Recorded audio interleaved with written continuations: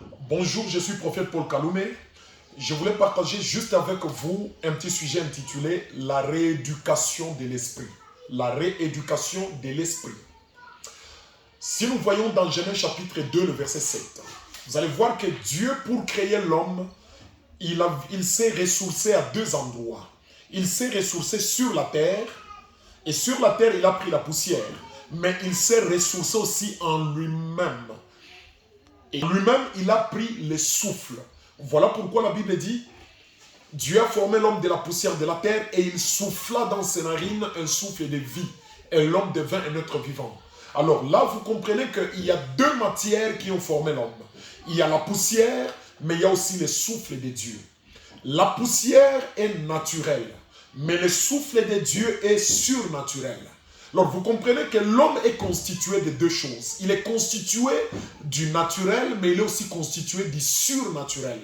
Mais malheureusement, aujourd'hui, l'homme marche plus dans le naturel que dans le surnaturel. Ça veut dire qu'il est beaucoup plus éduqué de manière naturelle, éduqué pour opérer dans le naturel, éduqué pour marcher dans le naturel, éduqué pour travailler dans le naturel. Il a difficile à opérer dans le surnaturel.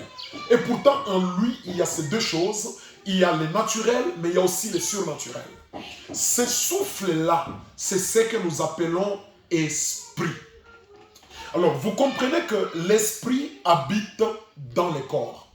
L'effet d'habiter dans le corps, l'esprit de l'homme commence à se comporter maintenant comme le corps. Il commence à se comporter de manière naturelle. Il commence à se comporter de manière terrestre pendant que l'esprit est céleste. Et nous devons tout faire maintenant pour rééduquer l'esprit. Rééduquer notre esprit. Pourquoi? Puisque notre esprit cherche à se comporter comme un matériel. Il cherche à se comporter comme le corps. Là où le corps est bloqué, l'esprit veut aussi être bloqué. Là où le corps est limité, l'esprit se limite aussi, ne sachant pas que les limites du corps ne sont pas les limites de l'esprit. Ne sachant pas que les blocages du corps ne sont pas les blocages de l'esprit. Ne sachant pas que les facultés, les capacités du corps ne sont pas les capacités de l'esprit.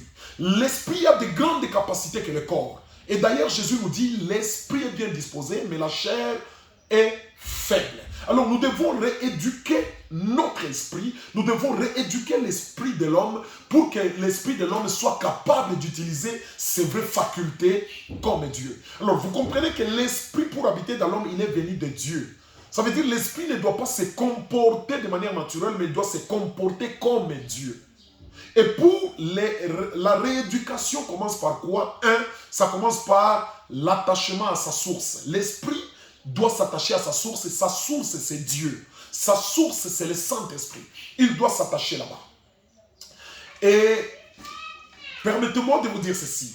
Vous savez qu'il n'y a que l'esprit de l'homme qui se comporte de manière limitée. Mais tous les autres esprits, ils fonctionnent dans le surnaturel. L'esprit de Dieu fonctionne dans le surnaturel. L'esprit diabolique et les diables fonctionnent dans le surnaturel. Les anges fonctionnent dans le surnaturel. Les démons fonctionnent dans le surnaturel. Tous les esprits fonctionnent dans le surnaturel, sauf l'esprit de l'homme. Vous ne voyez pas que c'est un problème? Ça dit tout ce qui les ressemble fonctionne dans le surnaturel, mais sauf l'esprit de l'homme qui fonctionne dans le naturel. Pourquoi? Puisqu'il est habitué, il est éduqué par la chair, il est éduqué par le corps. Alors, nous devons rééduquer notre esprit. Voilà un peu ce que nous sommes en train de donner à l'école de miracles. À l'école de miracles, à la famille Chandelier, que je suis en train d'amener les gens à l'éducation spirituelle, à l'éducation à la divinité. Nous devons être éduqués pour que nous puissions fonctionner comme Dieu. Comme la Bible nous dit, vous êtes des dieux.